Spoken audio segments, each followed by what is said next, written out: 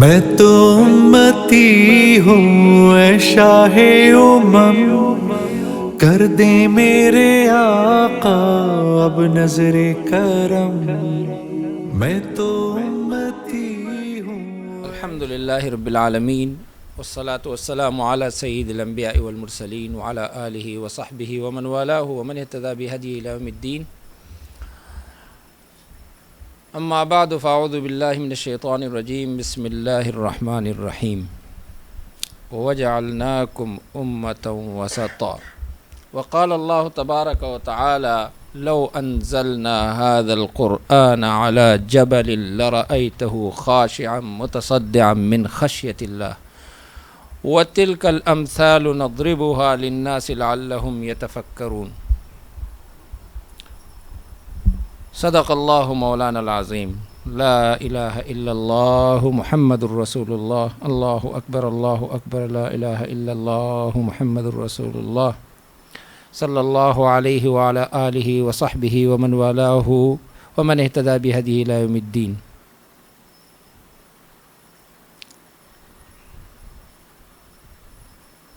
حضرات علماء کرام، معزز سامعین و ناظرین،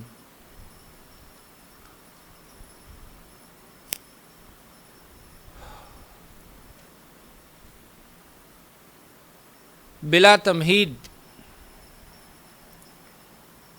ہم یہ کہنا چاہیں گے کہ قرآن کریم نے اس امت کا تمام امتوں میں اور اس امت میں جو لوگ اپنے آپ کو حق پر سمجھتے ہیں، ان حق بجانب لوگوں کا موقف اور مقام بتا دیا، ان کے کھڑے ہونے کی جگہ بتا دی کہ وہ بالکل درمیان میں ہوں گے، وہ افراط اور تفریط سے ہٹے ہوئے ہوں گے۔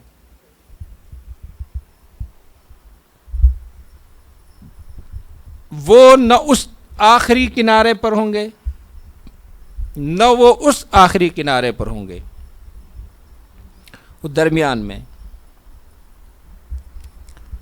جو لوگ کناروں پر ہوتے ہیں انہیں جدید عربی میں متطرف کہتے ہیں۔ متطرف کا معنی ہے ایک طرف کو ہوا، ایک طرف کی طرف گیا ہوا۔ اور ایسے لوگوں کو طائفی بھی کہتے ہیں کہ وہ ایک طائفہ کو ہی حق پہ سمجھتے ہیں، ایک ہی طائفہ کو ہر وقت، ہر لمحے اور ہر اعتبار سے فالو کرتے ہیں۔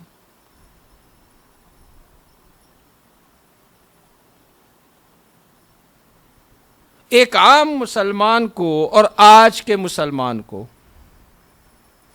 اس دور کے مسلمان کو اسی طرح واپس جانا پڑے گا جس طرح نبی کریم صلی اللہ علیہ وسلم کے زمانے کے لوگ تھے۔ حضرت امام مالک رحمۃ اللہ علیہ نے فرمایا کہ اس امت کے آخر کے لوگ بغیر اس چیز کے درست نہیں ہو سکتے، ان کی صلاح نہیں ہو سکتی، ان کی فلاح نہیں ہو سکتی، ان کی نجاح نہیں ہو سکتی، الا بما صلح به اولها، مگر ان ذرائع، ان اسباب، ان عوامل کے ذریعے سے جن عوامل سے ان کے اولین لوگوں کی صلاح ہوئی تھی، وہ خیر پر آئے تھے۔ وہ ہے وسطیت، اعتدال۔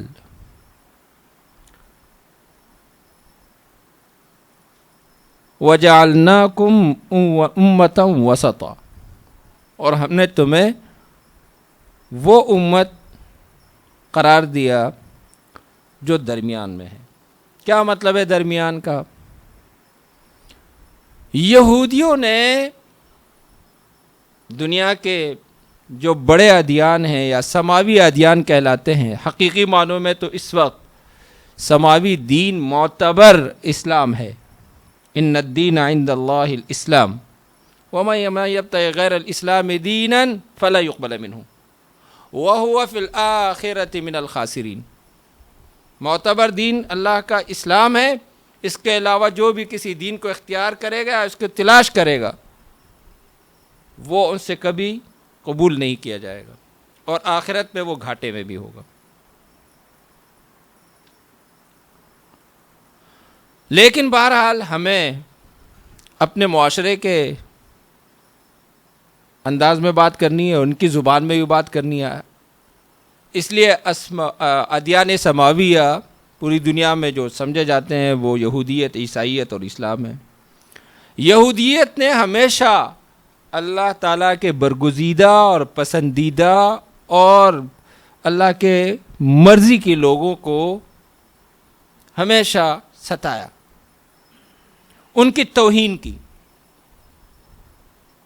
انبیاء تک کو آروں سے کاٹا، اوپر سے نیچے. حضرت موسیٰ علیہ السلام کی توہین کی، کو ستایا، بہت ستایا بنی اسرائیل نے. حضرت عیسیٰ علیہ السلام کو ستایا. درمیان میں جو گیپ ہے، جو زمانہ ہے حضرت موسیٰ اور حضرت عیسیٰ علیہ السلام کے درمیان، اس درمیان جتنے انبیاء ہیں سب کے سب رل گئے بنی اسرائیل کی چیرہ سے، ان کے شیطانیوں سے، ان کے خباثتوں سے، ان کے مختلف حرکتوں سے اور کرتوتوں سے.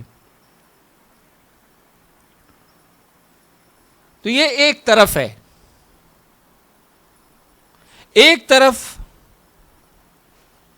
ہمارے یہاں اس دنیا میں عیسائی برادری ہے، کرسچن. انہوں نے اللہ کے نبی کو مانا، اللہ کے رسول کو مانا، اور اتنا مانا یہودیوں کے بالکل برعکس اور اپوزٹ کہ ان کو خدا بنائے رکھا. کبھی کہا کہ اللہ کا بیٹا ہے، کبھی کہا کہ یہ خدا ہے، اور کبھی کہا کہ اقانیم ثلاثہ ہے. ٹرائکا کا تصور دیا کہ 3 خداؤں کا تصور، جس کو تثلیث کہتے ہیں. اسلام یہاں وسطیت میں ہے، اعتدال میں ہے. اسلام برگزیدہ شخصیات، انبیاء ہوں، اولیاء ہوں، صحابہ و تابعین ہوں، ہمارے علماء اور اسلاف اور اکابر ہوں، ان کی توہین کو برداشت نہیں کرتا. اور آپ نے دیکھا کہ توہین ہوئی یا توہین کا بتایا گیا ممتاز قادری کو، تو انہوں نے ایک شخص جو حاکم پنجاب بھی تھا، ان کی زندگی کا چراغ گل کر دیا. کیونکہ اسلام اس طرح کی شخصیات کی توہین کو برداشت نہیں کرتا. اب یہ الگ موضوع ہے کہ انہوں نے کتنی اہانت کی تھی، اور یہ الگ موضوع ہے کہ قانون کی نظر میں وہ کیا تھا. یہ الگ موضوع ہے کہ اب اللہ کے ہاں ایسے لوگ جو اپنے جذبات سے مغلوب ہو جاتے ہیں اور اس قسم کی حرکت کر گزرتے ہیں، کیا ہوگا. اب یہ اللہ تعالیٰ ہی پر چھوڑتے ہیں. اللہ تعالیٰ سب کو معاف کر سکتے ہیں. اللہ غفور الرحیم ہے. اللہ پاک کے لیے کیا ہے، اس کا نام ہی غفور الرحیم ہے. ایک گناہگار کو اگر اللہ رب العزت کی رحمت چاہیے اور مغفرت چاہیے، تو اللہ کی رحمت اور مغفرت کو بھی تو گناہگار چاہیے، ہے نا. گناہگار ہوگا، اللہ اس کے گناہوں کو معاف کرے گا، تو اللہ عفو رحیم ہوں گے، غفور ہوں گے.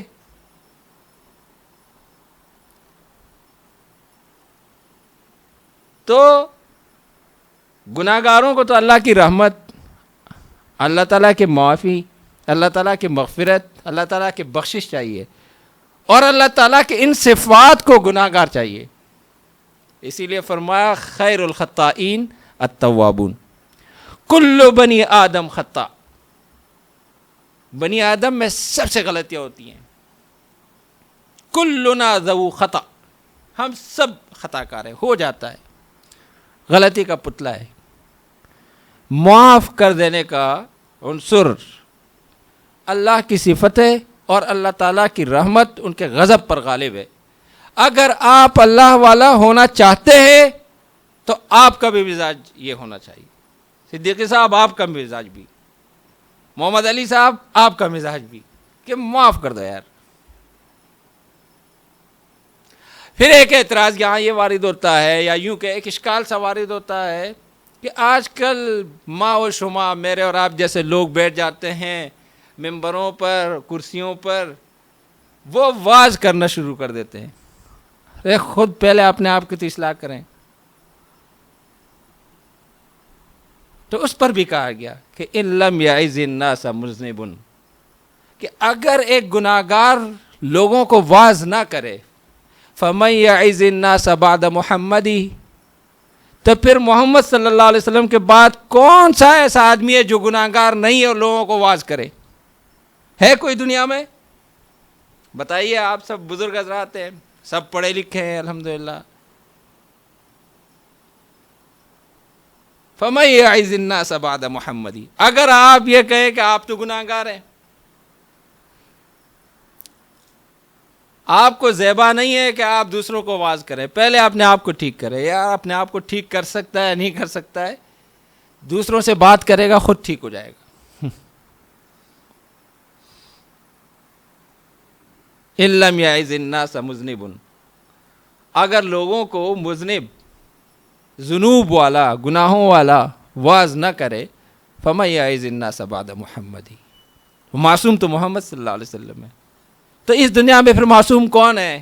اگر آپ کو معصوم چاہیے دنیا میں, آپ کو فرشتے چاہیے, آپ کو نبی کریم صلی اللہ علیہ وسلم کی ذات چاہیے, شاید ہم اتنے خوش قسمت کہاں ہیں. اور شاید اس میں اللہ تعالیٰ کی حکمت بھی نہیں ہوتی ہوگی کہ اگر ہم آپ کے دور میں ہوتے اور آپ فرماتے کہ چلے بھائی بدر کا میدان آپ کا منتظر ہے, احد کا میدان آپ کا منتظر ہے, خندق کا میدان آپ کا منتظر ہے, حدیبیہ کا میدان آپ کا منتظر ہے, حنین کا میدان آپ کا منتظر ہے, اور ہم وہاں تردد کا شکار ہو جاتے, یا ہم اس میں شک کر لیتے, یا ہم میدان میں جا کر خدا نخواستہ پھر جنگ کے دوران ہی بھاگ جاتے, اس کے لیے تو معافی بھی نہیں ہے.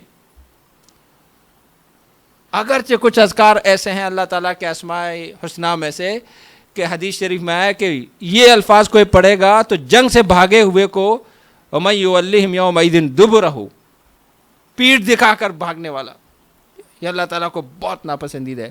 وہ گناہ بھی اللہ فرماتے ہیں میں معاف کر دوں گا, میرے اس نام کو کوئی پڑھے گا وہی معاف کر, سارے گناہ معاف. اللہ معاف کرنے والا ہے. اللہ تعالیٰ کو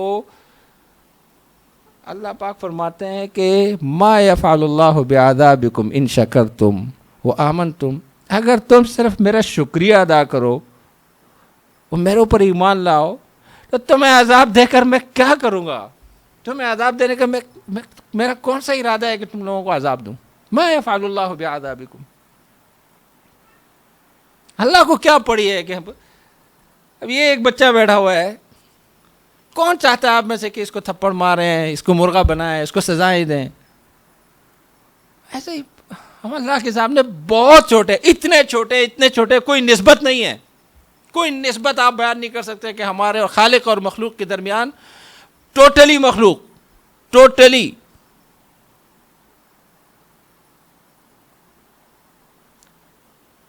کوئی نسبت نہیں ہے. 1% اور 100% نہیں, فیصدوں کے کوئی نسبت نہیں ہے خالق اور مخلوق کے درمیان, کس ہے باشد کوئی بھی ہو.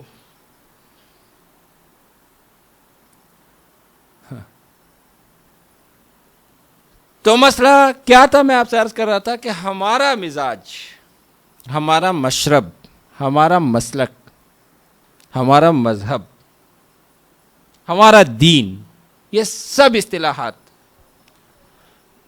وہ میں کوئی بھی ہوں, میں حنفی ہوں, میں شافعی ہوں, میں مالکی ہوں, یا میں حنبلی ہوں, میں اہل حدیث ہوں، میں غیر اہل حدیث ہوں، میں مقلد ہوں، میں غیر مقلد ہوں، میں مسلمان ہوں، تو مسلمان کا مشرب اور مزاج سمجھنے کی بات ہے، یہ اعتدال ہونا چاہیے. کیونکہ نہ ہم یہودی ہیں کہ ہم لوگوں کے خلاف بولتے ہی رہیں، اللہ تعالیٰ کے نیک بندوں کے خلاف بولیں، وہ کوئی بھی ہو، انبیاء سے لے کر آج تک کے جتنے بھی بزرگ لوگ ہیں، آپ کو خلاف بولنے کی کیا ہے؟ حق میں بولنے کی باتیں کوئی کم ہے، پازیٹیو باتیں کوئی کم ہے کہ آپ نیگیٹیو پہ جا رہے ہیں؟ کیا ضرورت ہے؟ اور نہ ہم نے اتنا احترام کرنا ہے کہ خود ہمارے پیارے پیغمبر کو یہ کہنا پڑے کہ لا تطرونی کما اطرت النصارى عیسی ابن مریم، کہ میری تعریف میں اتنی مبالغہ آرائی نہ کرو جتنے مبالغہ آرائی نصارہ نے عیسیٰ بن مریم میں کی کہ ان کو خدا بنا لی. خدا بھی نہیں بناؤ کسی کو. اور قرآن کریم نے یہ بھی کہہ دیا، میں اکثر اپنے ساتھیوں سے کہتا ہوں کہ تحقیق، مسائل میں تحقیق، قرآن و حدیث پہ جاؤ. قرآن و حدیث ایک ایسے ایتھینٹک باتیں ہیں کہ مستند باتیں ہیں کہ جو بھی اپنے آپ کو مسلمان کہتا ہے، اسلام کی طرف نسبت کرتا ہے، وہ لاجواب ہو جاتا ہے. آپ ہر بات میں کہتے ہیں امام ابو حنیفہ نے فرمایا. امام ابو حنیفہ امام اعظم تھے، بہت بڑے بزرگ تھے، بہت بڑے فقیہ تھے. پتہ نہیں آپ ان کے الفاظ کی صحیح ترجمانی کر سکتے ہیں یا نہیں. اگلا بندہ امام صاحب کو اتنا جانتا ہے نہیں جانتا ہے، یا ان کے فقہ کا فالوورز ہے یا نہیں ہے. تو الٹا آپ امام صاحب کو گویا یا ان کی توہین کرانا چاہتے ہیں، یا ہمارے بزرگوں میں سے کسی کے اقوال ان جگہوں پہ بیان کریں گے جہاں ہمارے بزرگوں کا حلقہ نہیں ہے. ایک میری کلاس ہے میرے مدرسے میں، وہ مجھے پتا ہے کہ میرے کلاس کی کیا پوزیشن ہے، یہاں کون لوگ بیٹھے ہیں. ایک میرا مدرسہ ہے، ایک جگہ وہ ہوتی ہے، ایک ایسا سٹیج ہوتا ہے، جیسے اب یہ جس سٹیج پہ ہم بیٹھے ہیں، یہ سٹیج اگرچہ اس وقت محدود سننے والے ہیں، لیکن اس سٹیج سے درسقرآن.com سے پوری دنیا میں ہماری آواز جاتی ہے. اللہ تعالیٰ شفیق بھائی کو مزید شفقتیں کرنے کی توفیق نصیب فرمائے. جعلہ اللہ من الموفقین فی خدمت الدین. تو جب یہ ہماری آواز پوری دنیا کو جاتی ہے تو پوری دنیا میں ہمیں سننے والے، ہماری بات کو لینے والے ہر جگہ وہ لوگ نہیں ہیں کہ جن کا ہم ہر وقت حوالہ دیں. اگر یہاں میں شروع کروں کہ میرے والد صاحب یہ کہتے تھے، میرے والد صاحب، تو جو میرے والد صاحب کا حلقہ ہے ان کے اولادوں کا شاید اتنا ہی لوگ مانتے ہوں گے. یا میرے اساتذہ ہیں، میرے والد صاحب بھی میرے لیے محترم ہے، میرے اساتذہ بھی محترم ہے، لیکن ان کا حلقہ کتنا ہے، اور جس سٹیج پہ میں بیٹھا ہوں اس کا حلقہ کتنا ہے. تو یہاں مجھے وہ بات کرنی چاہیے جو پوری دنیا میں جس شخص کی بات جاتی ہو، جن کی بات سنی جاتی ہو، تاکہ لوگوں کو ہم صحیح طریقے سے گائیڈ کر سکیں. ہمارا مسئلہ اس وقت کیا ہے؟ بالخصوص نوجوانوں کا بہت بڑا مسئلہ ہو چکا ہے،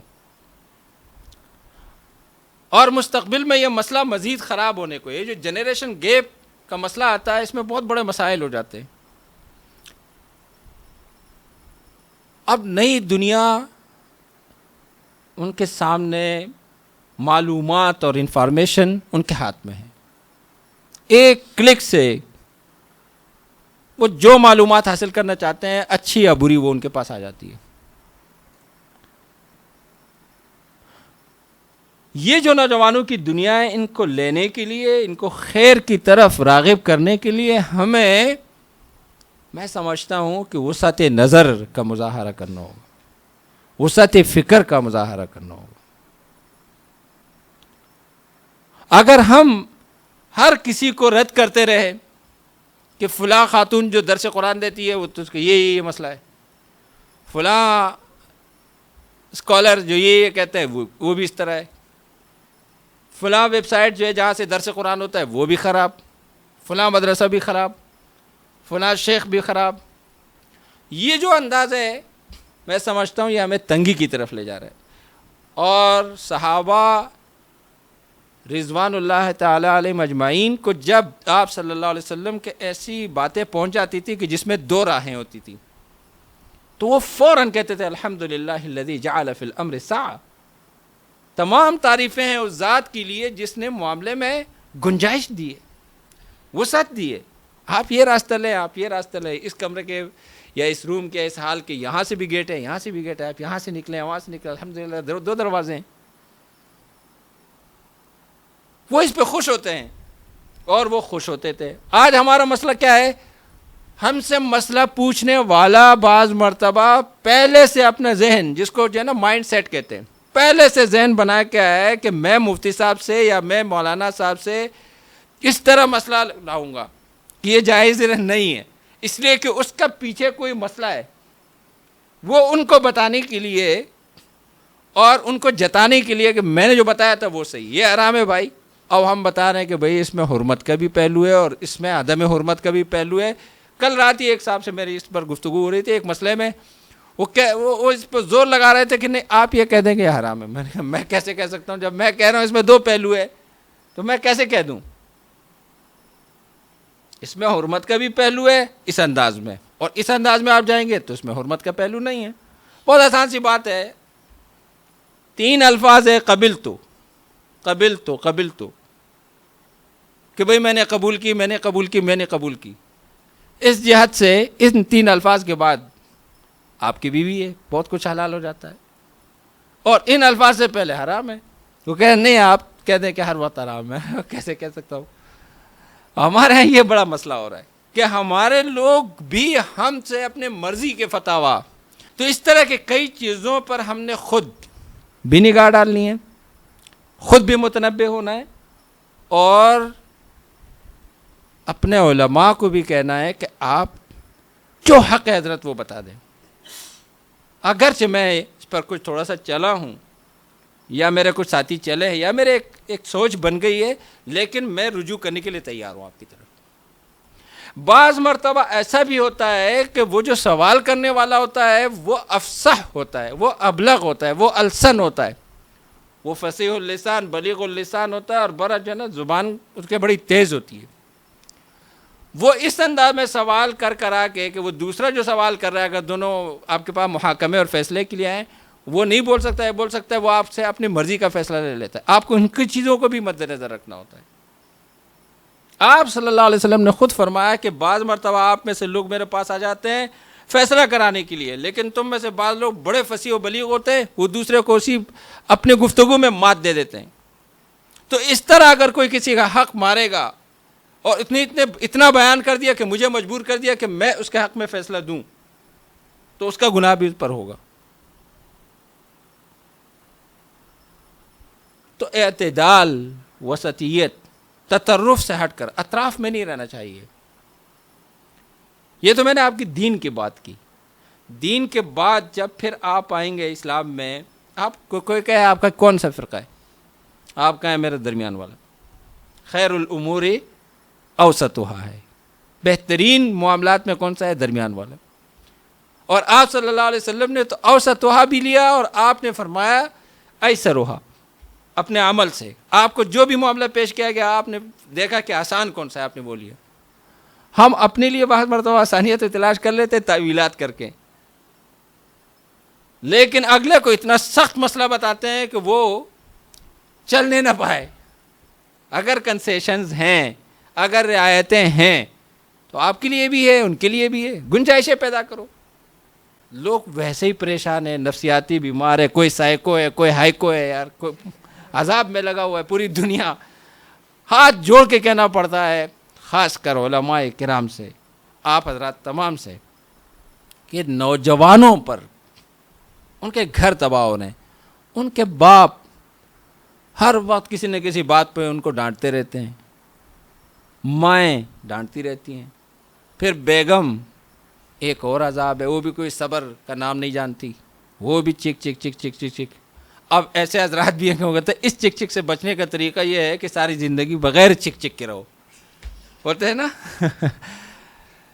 تو یہ مجبور کیا ان لوگوں نے. پھر اگر اولادیں ہیں تو پھر تعلیموں کا مسئلہ، اسکولوں کا مسئلہ، فیسوں کا مسئلہ، اور پھر پاکستان میں جنگ، یمن میں جنگ، عراق میں جنگ، شام میں جنگ، افغانستان میں تو شاید یہاں آپ میں سے بہت سارے کم ایسے لوگ ہوں گے کہ جو افغانستان کو بغیر جنگ کے، انہوں نے کچھ حضرات نے دیکھا ہوگا، ورنہ اکثر ایسے ہے کہ جب سے پیدا ہوئے افغانستان میں جنگ ہی جنگ. کشمیر کا مسئلہ، فلپین میں مسلمان، اور اب ڈاکٹر عائض القرنی جنہوں نے پوری دنیا کو پیغام دیا کہ لا تحزن، غمگین نہ ہو. ان کی کتاب آپ پڑھیں گے، جس کو بھی غم ہے وہ بے غم ہو جائے گا. کہ غم نہیں کرو، جو کچھ کرتا ہے اللہ کرتے ہیں. ما شاء اللہ کان وما لم یشأ لم یکن. اللہ جو چاہتے ہیں وہی ہوتا ہے، اللہ نہیں چاہتے وہ نہیں ہوتا. تقدیر کے مطابق چلو. تقویٰ کا سب سے بڑا درجہ یہی ہے کہ آدمی الرضا بالقضاء، کہ وہ قضاء الہی کی پر راضی ہو. اور اسی لیے ایک حدیث میں ہے کہ من لم یرضى علی قضائی فلیطلب ربا سوائی، کہ جس کو میرا فیصلہ منظور نہیں ہے تو پھر میرے لیے، میرے علاوہ اپنے لیے کوئی اور رب تلاش کرے. تو کیا ہے اللہ کے سوا کوئی رب؟ اللہ کے سوا تو کوئی نہیں ہے. بعض مرتبہ وہ چیز ایسی ہوتی ہے جس کو ہم چاہتے ہیں، یا ہم نہ ہونا چاہتے ہیں وہ کام ہو جاتا ہے، یا ہم ہونا چاہتے ہیں وہ نہیں ہوتا. اس میں حکمتیں پنہاں ہوتی ہیں، پوشیدہ حکمتیں ہوتی ہیں. اللہ تعالیٰ علیم اور خبیر ہے، ہم لوگ نہیں سمجھتے. تو اعتدال اور وسطیت گھر کے معاملات میں، پردہ کرانا ہے ان معاملات میں، بچوں کو تعلیم دینی ہے ان معاملات میں، آپ نے واعظ کرنا ہے ان معاملات میں. کسی بھی چیز میں اعتدال کو کبھی بھی آپ نہ چھوڑیں، وسطیت کو. قرآن کریم اللہ رب العزت نے نازل فرمایا، پہاڑوں سے بھی بات ہوئی، زمین سے بھی بات ہوئی. اللہ تعالیٰ نے اپنے اس امانت کو پیش کیا. انا عرضنا الامانۃ علی السماوات والارض والجبال. اللہ نے آسمانوں، زمینوں اور پہاڑوں پر اپنی امانت، یہ دین کی امانت، یہ اللہ تعالیٰ نے ان کو پیش کیا کہ کیا تم یہ اٹھا سکو گے؟ اٹھاؤ گے تمہیں یہ چیزیں ملیں گی، جنت ملے گی، یہ فابینا یحملنہا. انکار کر دیا کہ ہم نہیں. پہاڑ نے انکار کر دیا، زمین، اتنی بڑی زمین نے انکار کر دیا، اتنے اونچے آسمانوں نے انکار کر دیا. وحملھا الانسان. انسان کھڑا ہو گیا، اتنا کمزور سا، اتنا پدھا سا، اس نے کہا کہ میں. ان الانسان ظلوما جہولا. انسان ظالم بھی ہے، جاہل بھی ہے، ناداں بھی ہے. معاہدہ کر بیٹھا کہ ان اللہ اشتری من المؤمنین انفسهم واموالهم بان لهم الجنہ. اللہ فرماتے ہیں میں نے مسلمانوں کے مالوں اور ان کی جانوں کو خرید رکھا ہے. اشترا، اس کے بدلے میں بطور قیمت کہ میں ان کو جنت دوں گا. اشترا انفسهم واموالهم بان لهم الجنہ. جنت تمہاری ہے، تمہاری جان کا بھی میں مالک، تمہارے مال کا بھی میں مالک. تمہارا کام کیا ہے؟ تم میری عبادت کرو، میرے حکموں پہ چلو. تو اس لیے انسان جو ہے اس میں کمیاں تو ہیں، لیکن آپ اپنی کمیوں، اگر آپ میں تیزی ہے یا آپ میں سست رفتاری ہے، کسی بھی حوالے سے اعتدال پہ ہو. آپ اعتدال پہ رہو گے تو اس کا مطلب یہ ہے کہ آپ دوسروں کو بھی اعتدال کا راستہ دے رہے ہیں. اگر بعض مرتبہ ہمارے جو لوگ درس قرآن دیتے ہیں ان کے مزاجوں میں جلال بہت ہوتا ہے، کیونکہ قرآن میں خود جلال ہے. قرآن اتنا عظیم کلام ہے کہ انا لو انزلنا هذا القرآن على جبل، کہ اگر ہم نازل کر دیتے اس قرآن کریم کو کسی پہاڑ پر، کسی بھی پہاڑ پر، دنیا کے جتنے بھی بڑے پہاڑ ہیں، مضبوط ترین پہاڑ، علی جبل، کسی بھی پہاڑ پر ہم نازل کر دیتے تو اس پہاڑ کو بھی یہ قرآن کریم ریزہ ریزہ کر دیتا. لَرَأَيْتَهُ خَاشِعًا مُتَصَدِّعًا مِّن خَشْيَةِ اللہ. آپ ان کو ضرور دیکھتے کہ وہ پہاڑ کپ کپا جاتا اور پھٹ جاتا اللہ کے ڈر سے. وَتِلْكَ الْأَمْثَالُ نَضْرِبُهَا لِلنَّاسِ لَعَلَّهُمْ يَتَفَكَّرُونَ. اس طرح کی مثالیں ہم انسانوں کو بیان کر رہے ہیں بار بار تاکہ وہ سوچیں، فکر کریں. قرآن کریم آپ کو دعوت فکر دے رہا ہے، سوچنے کی دعوت. سوچتے رہے، فکر کریں. ہر بات پہ ترکی بترکی جواب. ہمارے یہاں شہر میں یہ بڑا مسئلہ ہوتا ہے کہ ابھی آپ کے منہ سے بات پوری طرح نکلے، اگلا شروع ہے. گھروں میں لڑائیاں اسی لیے، خاندانوں میں لڑائیاں اسی لیے، فرقواریت اسی لیے، قتل و غارت گری اسی لیے. تھوڑا سا کسی کو سن لیں، تھوڑا سا سن لیں، تھوڑا سا صبر کر لیں. تھوڑے صبر سے بہت سارے مسائل حل ہو جائیں گے. وَجَعَلْنَاهُمْ أَئِمَّةً يَهْدُونَ بِأَمْرِنَا لَمَّا صَبَرُوا. اللہ رب العزت فرماتے ہیں کہ اگر یہ صبر کریں گے تو ہم ان کو پیشوا بنا دیں گے، یہ لوگوں کو حکم کریں گے، یہ لیڈ کریں گے، قیادت کریں گے. وَجَعَلْنَاهُمْ أَئِمَّةً، لیڈر بنا دیں گے ان کو. یہدون بِأَمْرِنَا، ہمارے احکام پہنچاتے رہیں گے، لیڈرشپ کریں گے. لما صبروا، جب وہ صبر کے عادی ہو جائیں گے. صبر کو اپنی عادت بنائیے. آج کل یہ بہت بڑے مسائل ہیں. بالخصوص نوجوانوں سے درخواست ہے ہاتھ جوڑ کے کہ صبر، تحمل، برداشت. اور صرف صبر نہیں، ایک دوسرے کو صبر کی تلقین. والعصر، عصر کی قسم، نماز عصر، وقت عصر، پورے زمانے کی قسم. ان الانسان لفی خسر، پوری انسانیت یا انسانیت ایز اٹ از، من حیث انہ انسان، ہیومن ایز اٹ از، جیسا بھی ہے یہ خسارے میں ہے. الا الذین آمنوا وعملوا الصالحات، لیکن خسارے سے نکل جائے گا کون؟ جو ایمان لے کر آئے گا، نیک عمل کرے گا. وتواصوا بالحق وتواصوا بالصبر، سچ کا دامن پکڑے گا اور دوسروں کو بھی سچ بتائے گا، سچ کی تلقین کرے گا. وتواصوا بالصبر، اور دوسروں کو صبر کی تلقین کرے گا. تھوڑا رک جائیے، صبر کریں، کوئی مسئلہ نہیں، تھوڑا سا لا بس، ما فی مشکل، نو پرابلم. اس میں کیا حرج ہے؟ تھوڑا سا صبر کرنے سے معاملات حل ہو جائیں گے.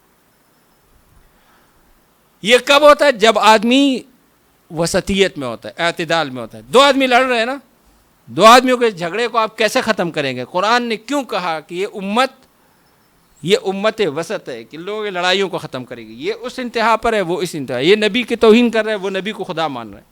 آپ اس کے درمیان میں آتے ہیں، یوں کر دیتے ہیں، الگ کر دیتے ہیں. لڑائی ختم کرنا.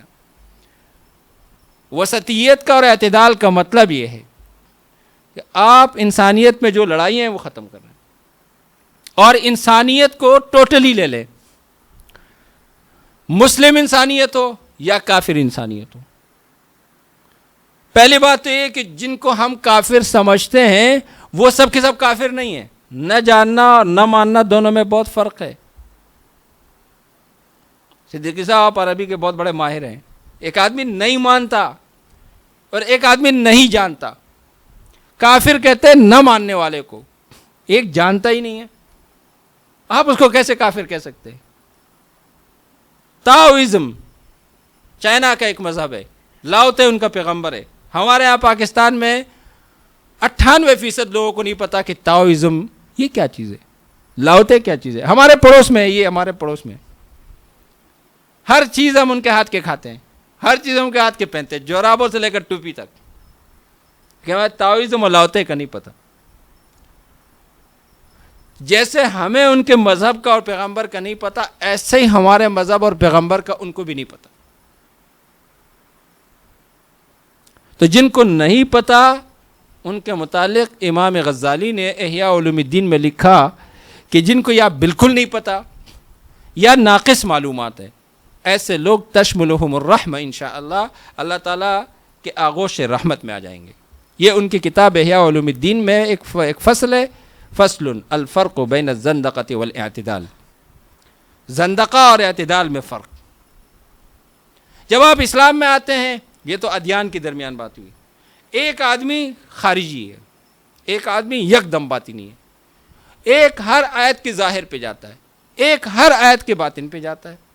لکل آیت ظاہر و باطن، یہ بھی ہے کہ ہر آیت میں ظاہری بھی ہے اور باطنی بھی ہے، ظاہری معنی بھی ہوتی ہے، باطنی بھی. آپ یہ نہیں کہہ سکتے ہیں کہ ہم تو صرف اس کا جو ترجمہ ہے، ٹرانسلیشن ہے، اسی کو لیں گے. اور آپ یہ بھی نہیں کہہ سکتے ہیں کہ ہم تو اس کے جو باطن میں جو معنی ہے ان پہ لیں گے.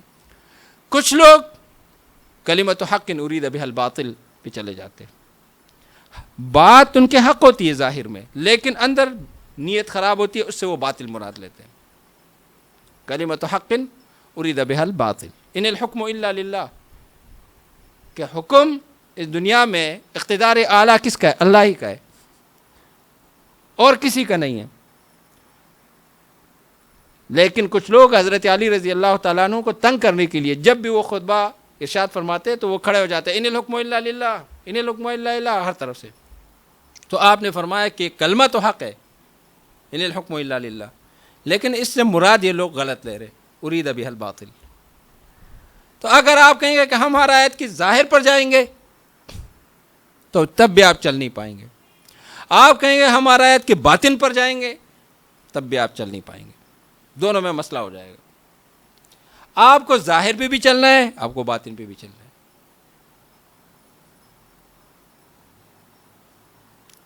بہت ساری آیتیں ایسی ہیں کہ جن کے ظاہری الفاظ بلاغت عربی کی وجہ سے، فصاحت عربی کی وجہ سے وہ ضرب الامثال کے طور پر استعمال ہوئے، تو آپ اس کے صرف معنی پہ نہیں جائیں گے.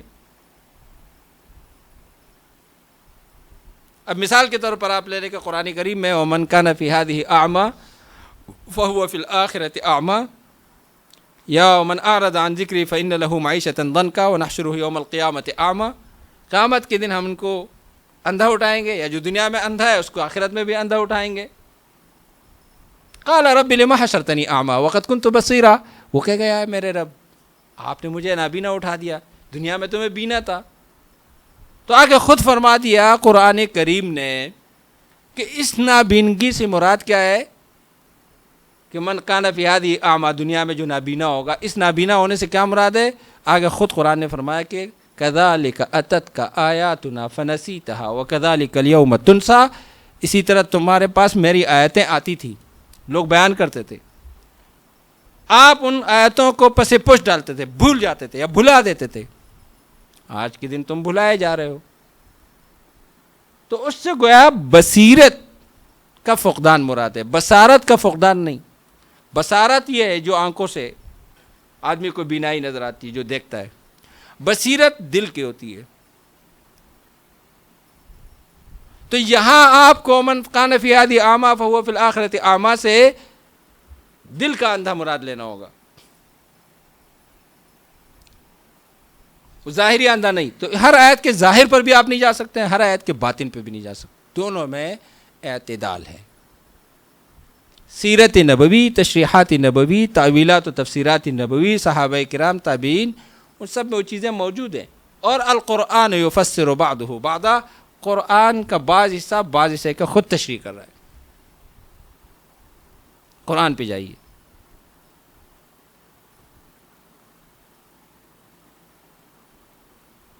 فَإِنَّهَا لَا تَعْمَى الْأَبْصَارُ، قرآن کریم نے کہا کہ اگر تم سے کوئی پوچھے کہ دنیا میں کوئی اندھا ہوگا تو آخرت میں بھی اندھا ہوگا، آپ ان سے کہیں کہ فَإِنَّهَا لَا تَعْمَى الْأَبْصَارُ، اس سے آنکھوں کی جو ہے نا نابینائی مراد نہیں ہے.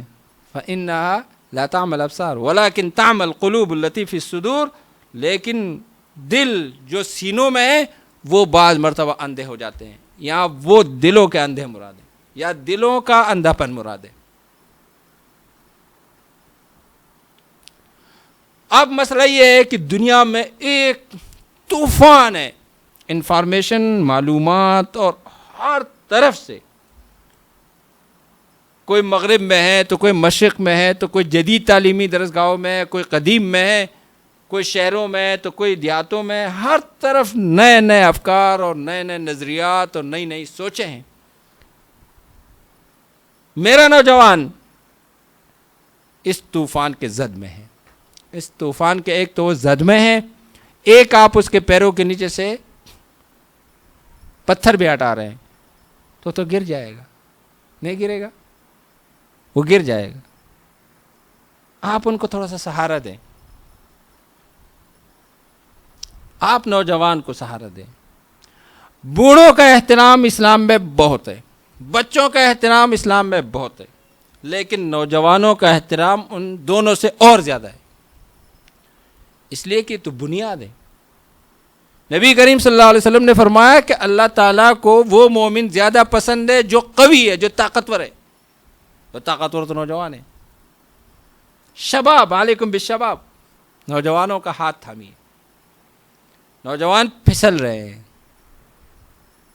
میں نے آپ سے کہا کہ ہائیکو سائیکو کا بھی مسئلہ ہے، نفسیات کا مسئلہ بھی ہے، اور نفسیات کے ساتھ ساتھ انفارمیشن بھی ہے.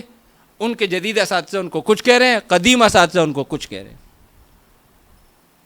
ایسے لوگ ہوں درمیان میں جو ان قدیم اور جدید دونوں کو سمجھتے ہوں، جو ہر آدمی کو سمجھ کر ان کو فتویٰ بتائے. آپ صلی اللہ علیہ وسلم کی خدمت میں ایک صاحب حاضر ہوئے. وہ کہا کہ یا رسول اللہ، رمضان کے روزے میں ہم بستری ہو گئی. آپ صلی اللہ علیہ وسلم نے فرمایا کہ آپ کو تو پھر ایک غلام آزاد کرنا ہوگا. کہا ماں کو طاقت نہ دارم، میرے پاس تو اس کی کوئی طاقت نہیں ہے. کہا اچھا تو پھر آپ 60 مسکینوں کو کھانا کھلائیں. کہا یہ بھی نہیں کر سکتا. تو پھر آپ 2 مہینے کے پے در پہ روزے رکھے. ایک مہینے کے روزوں میں غلطی ہو گئی، 2 مہینے کے پے در پہ کون رکھے گا؟ نوجوان ہے نا. آپ صلی اللہ علیہ وسلم نے فرمایا اچھا بھائی یہ ٹوکرا ہے میرے پاس، اس ٹھوکرے کو لے جاؤ اور اس میں جو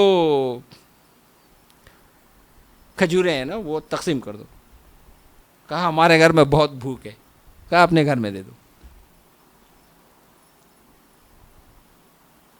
نبی کریم صلی اللہ علیہ وسلم کسی طریقے سے کو قریب کرنا چاہتے ہیں، مسئلے کو حل کرنا چاہتے ہیں. یہ نہیں کہ نہیں بھائی یار یہ کرنا ہوگا، یہ ٹھیک ہے کر سکتے تو کرو، نہیں تو جاؤ باڑ میں. ہمارا آج کا مزاج یہ نہیں ہونا چاہیے. خشک مزاجی بالکل ممنوع. طلاقۃ الوجہ عطیۃ ثانیہ، آپ صلی اللہ علیہ وسلم نے فرمایا کہ ہنس کر بات کرو. خوش مزاجی ایک عطیہ ہے، آپ دوسرے کو دے رہے ہیں. ہنس کر مسکراہٹیں پھیلاؤ. آپ صلی اللہ علیہ وسلم کی ایک صفت یہ ہے کہ آپ مسکراتے تھے، مسکرائے ہی رہتے تھے. آج ہمارے چہروں میں اور ہمارے منہوں میں مسکراہٹ نہیں، اور کچھ لوگ سنجیدگی کے نام پر جو ہے وہ تکبر میں مبتلا ہے. ان سب چیزوں سے بچنے کی ضرورت ہے. خاص کر نوجوانوں کو محبت سے لینا چاہیے. وہ پہلے ہی کسی عذاب میں مبتلا ہے اور آپ اور ان کو عذاب میں مبتلا کر رہے ہیں. وہ جس حال میں بھی ہے، جس طرح ہے، آپ کے پاس اتنی وسعت فکری ہو، اتنی وسعت نظری ہو کہ کسی نہ کسی طریقے سے آپ ان کو اپنے آغوش میں لے لیں.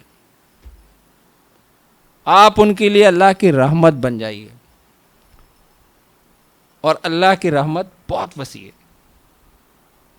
وسعت کل شیء کے الفاظ ہے، ہر چیز کو اللہ کی رحمت حاوی ہے. اللہ کی رحمت آپ بن جائیں. وسعت ہے، سمندروں جتنی وسعت اپنے میں پیدا کریں، سمندروں جتنی.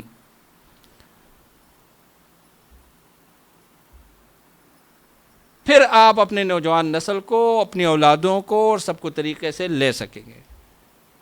سب کو لینے کی ضرورت ہے. اور میں تو یہ کہوں گا کہ پوری انسانیت کو لینے، پوری دنیا پیاسی ہے. ابھی پچھلے دنوں یہ پیر یاسر عرفات صاحب ہمارے ساتھ تھے، اور بھی کئی علماء تھے. عمران خان صاحب نے ہمیں دعوت نامہ بھیجا. سب کو کہنے کا حق ہے، ہم نے کسی کو برا نہیں منایا. ہم نے کہا آپ کو کہنے کا حق ہے، سب کو جو بھی اعتراض کرنا چاہے. ہمارے اوپر جتنے لوگ اعتراض کرتے ہیں فیس بک میں، ٹویٹر میں، جہاں جہاں درسقرآن.com پر، ہم نے کبھی جواب دینے کی کوشش نہیں کی. یار ٹھیک ہے، سب کو کہنے کا حق ہے نا، کہنے دے. کیا ہے اعتراض کرنے میں؟ کم سے کم ان کو آپ اعتراض کا حق بھی نہیں دے رہے، تو اس کا مطلب تو یہ ہے کہ پھر آپ سارے دروازے بند کر رہے ہیں. ان کو بھی کہنے کا موقع دیں. تو وہ وہاں قرآن کریم کے مطالعے کی بات ہوئی، ابن خلدون کے مطالعے کی بات ہوئی، تلاوت کی بات ہوئی، یورپ امریکہ کی بات ہوئی. ہم نے ان سے کچھ گزارشات کی ہیں عربی کے حوالے سے کہ پی کے میں کہ لازم کر دیں اختیاری پرچہ ہے، اور بھی دیگر بھی باتیں ہوئیں. اس میں وہ بار بار ہمیں کہہ رہے تھے کہ حضرت آپ حضرات کچھ کریں، اللہ کے لیے کچھ کریں، دنیا پیاسی ہے اسلام کی. مجھ سے لوگ پوچھتے ہیں مجھے کیا پتہ ہے، میں کیسے ان کو مطمئن کروں، مجھے اتنی معلومات نہیں ہے اسلام کی. مجھ سے لوگ پوچھتے ہیں، اور بہت بڑے بڑے لوگ اسلام میں آنا چاہتے ہیں، بہت بڑے بڑے. ہم اس کو ایک آسان معاملہ سمجھتے ہیں، لیکن آسان نہیں ہے. آپ میں سے جو حضرات ہیں، کوئی ایک ساتھی کچھ دنوں کے لیے جس مشرب کا وہ مالک ہے یا جس مسلک کا، وہ تھوڑا سا اپنا مسلک کو تبدیل کرے، پھر وہ ذرا دیکھے جو پہچاننے والے ہیں نا وہ بھی نہیں پہچاننے والے ہو جائیں گے، سارے اجنبی ہو جائیں گے. پھر پورے مذہب کو تبدیل کرنا بہت مشکل کام ہے. وسعت نظری، اعتدال، وسطیت، ان کی طرف آنے کی ضرورت ہے. یہ اس امت کا خاصہ ہے. اب یہاں ایک بات اور آ جاتی ہے. میں نے آپ سے عرض کیا کہ اگر آپ کو باطنیت اور خروج کے درمیان آنا ہے، صحیح راستہ بتانا ہے، تو آپ کو جہاد کے ساتھ ساتھ جہاد کے اپوزٹ فساد کا معنی، اس کے مفاہیم، اور جہاد میں کہاں کہاں کن خرابیوں سے، جیسے نماز ہم پڑھاتے ہیں تو کیا ہم نماز کے ساتھ مکروہاتی نماز نہیں پڑھاتے ہیں، نواقض نماز نہیں پڑھاتے کہ ان چیزوں سے نماز ٹوٹ جاتی ہے، ان چیزوں سے نماز مکروہ ہو جاتی ہے، ان چیزوں سے نماز ہوتی ہی نہیں ہے. تو ہمیں جہاد کے ساتھ بھی یہ چیزیں بتانی پڑے گی کہ بھئی جہاد میں یہ چیز یہ نہیں ہونی چاہیے. اب ہم نے وہ چیزیں نہیں بتائی یا ہمارے بزرگوں نے بتائی، کچھ ساتھیوں کو وہ خیال نہیں رہے، اس کی وجہ سے کچھ مسائل پیدا ہو گئے. اب اس کو ہم خود ہی کور کریں تو بہتر ہے، بجائے یہ کہ ہمارے اغیار کور کرنے کے لیے آئیں گے تو وہ بے دریغ انداز میں آئیں گے، بے رحمانہ انداز جس کو کہتے ہیں نا، بے رحمانہ انداز میں آئیں گے، نوجوانوں کا خون کر دیں گے. تو ہمیں خود ان کے پاس جا کر اس مسئلے کا حل نکالنا چاہیے. تو باطنیت اور خروج کے درمیان اعتدال ہے. ایسے ہی اسلام میں بھی پیغمبر ہے صلی اللہ علیہ وسلم، یا قرآن کریم ہے، یا صحابہ ہے، یا آل بیت ہے، ان سب کے ساتھ محبت میں بھی اعتدال. جو جن کا جتنا حق ہے اس حق تک آپ ان کو رکھیں. ان کی توہین کسی حال میں برداشت نہیں ہے، اور ان کے جو مراتب ہیں ان مرتبے میں اگر آگے نقصان ہو رہا ہے، آپ کے عقیدے کا نقصان ہو رہا ہے، یا اس میں کوئی مسائل کا نقصان ہو رہا ہے، تو جن کا جو حق ہے اس پر جائیے. اور جیسے انبیاء کے حوالے سے نبی کریم صلی اللہ علیہ وسلم نے فرمایا کہ انبیاء سب میرے بھائی ہیں، میرے بھائیوں میں مجھے فضیلت پہ نہیں بتایا کرو بار بار. یہ جو ایک وہ ہے نا، یوں تو سارے نبی مکرم ہے مگر سرور انبیاء تیری کیا بات ہے، اس میں دیگر انبیاء ڈیگریڈ ہونے کا اس میں اندیشہ اور خدشہ ہے. ہم نہیں کہتے ہیں کہ اس طرح کے خدشات ہیں. ایسے ہی جب آپ صحابہ، اولیاء، تابعین اور اہل بیت میں اس قسم کے جو ہے تفریقات کر دیں گے، اور آپ یہاں سے میرے اور آپ کی حیثیت کیا ہے؟ میں اور آپ تو ہماری یہ تک حیثیت نہیں ہے کہ آج سے 100 سال پہلے یا 50 سال پہلے گزرے ہوئے، یا یہ جو ہمارے بزرگ ہیں، یہ بزرگ اور یہ بزرگ دونوں سفید ریشے کہ ہم یہ کہیں یہ بہتر ہے یہ بہتر ہے. ہماری کیا اوقات ہے کہ ہم یہ کہیں یہ بہتر ہے یہ بہتر. وہ تو ان سے کوئی بڑا ہوگا، وہ کہے گا کہ یہ بہتر ہے یا یہ بہتر ہے. ہم تو اپنے شاگردوں میں کہہ سکتے ہیں، ہمارے متوسلین ہیں، ہم ان میں کہہ سکتے ہیں. ہم اپنے سے اوپر والوں کو کہتے ہیں، محاکمہ کرتے ہیں کہ بھئی فلاں کے نمبر زیادہ ہے، فلاں کے کم ہے، فلاں تابعی، فلاں صحابی، فلاں. بھائی تم پہلے اپنے آپ کو دیکھو کہ آپ ان کو نمبر دینے یا ان کو طالب علم بنا کر کہ وہ آپ کے امتحان حال میں وہ آپ کو ٹیسٹ دینے کے لیے ہے، اس مجاز سے کس غم میں لگے ہوئے ہو. تو اس طرح کے معاملات میں احتیاط کی ضرورت ہے، اعتداد اور وسطیت کی ضرورت ہے. ہر حوالے سے تقلید ہے تب بے اعتدال، غیر مقلد ہونا ہے تب بے اعتدال، محبت رسول ہے تب بے اعتدال. محبت رسول میں آپ جس کو دوسرے حضرات عشق کہتے ہیں، آپ کہتے ہیں میں عشق تک نہیں ہوں، اس لیے کہ عشق میں جنون کی کیفیت آتی ہے، اس میں کچھ حدود سے تجاوز ہوتا ہے، اس لیے بعض بزرگ عشق نہیں لفظ استعمال کرتے ہیں۔ قرآن و حدیث نے بھی عشق کا لفظ استعمال نہیں کیا، محبت کا لفظ استعمال کیا کہ ان کنتم تحبون اللہ فاتبعونی یحببکم اللہ، محبت کے الفاظ، اس میں بھی اعتدال۔ آل بیت سے آپ کو تعلق ہے یا اس مکتبہ فکر، مکتبہ فقہ، اسکول آف تھاٹ سے آپ کا تعلق ہے، تب بھی اعتدال۔ آپ کا اس اسکول آف تھاٹ سے تعلق نہیں ہے، تب بھی اعتدال۔ ہم اگر اعتدال پہ آ جاتے، کیونکہ یہ جتنے اسکول آف تھاٹس ہے، یہ میں سمجھتا ہوں، میرا اپنا مزاج یہ ہے کہ یہ سب مشرب کی بات ہے، مزاج جس کو کہتے ہیں نا، مزاج، وہ ہمارے بزرگوں کا مزاج یہ ہے۔ آپ کے بزرگ کا مزاج، میرے بزرگ کا مزاج، وہ ان کا مزاج ہے، وہ ان کی فطرت ہے۔ ایک ہے مذہب اور دین، علماء دیوبند کا دینی رخ اور مسلکی مزاج آپ پڑھیے، حضرت مولانا قاری محمد طیب قاسمی رحمۃ اللہ علیہ کی، وہ ایک مسلکی رخ ہے، ایک مزاج ہے، وہ کوئی نئے دین نہیں ہے، وہ کوئی کلیات نہیں ہے، وہاں سے کوئی چیز فرض، کوئی چیز مستحب، کوئی چیز مسنون، واجب، حرام، مکروہ، یہ نہیں ہوگی۔ ایسے ایک اور مشرب اور مزاج بریلی سے آیا ہوا ہے، ندوے کا ہے، دارالعلوم دیوبند کا ہے۔ یہ مزاجوں کی بات ہوتی ہے، آپ کو چاول پسند ہے، یہ آپ کا مزاج ہے، اور آپ کو نہیں پسند، یہ آپ کا مزاج ہے۔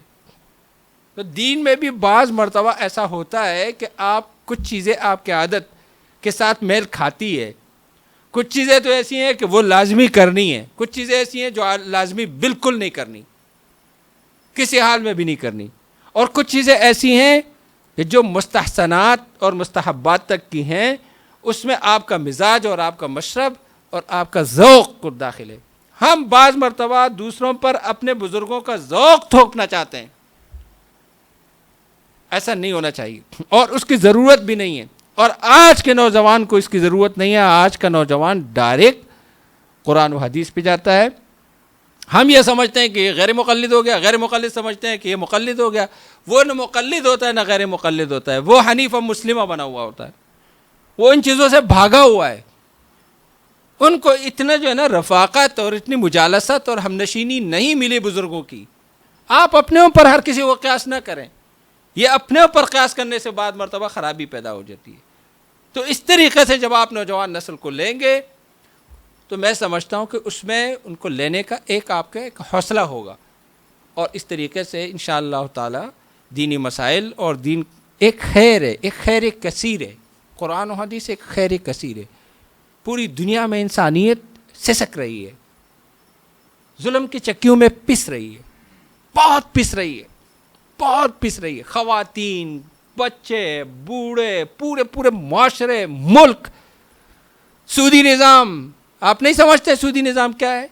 لوگوں کا خون پسینہ پینا، پوری دنیا میں یہ سسٹم ہے۔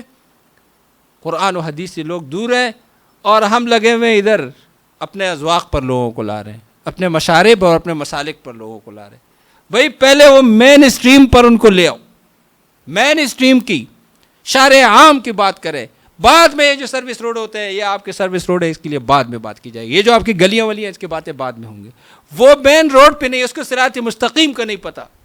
انسانیت اس کے لیے سسک رہی ہے، اور یہ دین ان کا بھی ہے اور آپ کا بھی ہے۔ آپ کے پاس امانت ہے، آپ امانت ان کو نہیں پہنچا رہے۔ قرآن فرما رہے وَأَن تُؤَدُّوا الْأَمَانَاتِ إِلَىٰ أَهْلِهَا، کہ امانتوں کو اہل امانت تک پہنچاؤ، اور یہ دین امانت ہے، یہ پہنچانا چاہیے طریقے سے، حکمت عملی سے۔ اس کے لیے استراتیجی ہے، جس کو استراتیجی کہتے ہیں، اس کے لیے ٹیکنیک، اس کے لیے مختلف چیزیں ہیں، ان سب کی ضرورت ہے، مشاورتوں کی ضرورت ہے، رات کو سوچوں کی ضرورت ہے۔ اور اس کا یہ مطلب ہرگز نہیں کہ آپ دنیا نہیں کمائیں، نہیں، دنیا بھی کمائیں اور آخرت بھی کمائیں۔ یہ دنیا آخرت کے ساتھ لگی ہوئی ہے، لیکن یہ دنیا آخرت کی کھیتی ہے، سمجھنے کی بات یہ ہے۔ وہ ہمیشہ ہمیشہ کے لیے، اور یہ کچھ اوقات کے، کچھ وقت کے لیے. یہ محدود ہے، وہ لامحدود ہے. لازمی بات ہے ایک عقل مند کو لامحدود کے لیے زیادہ سوچنا چاہیے. اللہ تعالی ہم سب کو اعتدال اور وسطیت پہ لائے، اور اللہ تعالی ہم سب کو، بچوں اور بوڑھوں کو، خواتین سے بھی خصوصی درخواست ہے، اور میری بہنوں جو بیگمات ہیں اپنے اپنے گھروں میں، ان سے بھی درخواست ہے، بچیوں سے بھی درخواست ہے، ماؤں سے بھی درخواست ہے کہ نوجوانوں کو اس وقت پوری دنیا میں قسم قسم کی مشکلات ہیں، خدا را ان مشکلات میں ان کا ہاتھ بٹائیے، ان کو صبر اور حوصلہ دیجیے. اللہ تعالی ہم سب کو صراط مستقیم پر چلائے، ہم سب کو نبی کریم صلی اللہ علیہ وسلم کہ جو طریقے جس مذہب اور جس فرقے اور جن بزرگوں کے یہاں ہیں، اللہ تعالیٰ ان پر ہمیں چلائے. وآخر دعوانا www.darusquran.com. غم کے اندھیروں نے یوں گھیرا ہوا ہے، آقا دشمن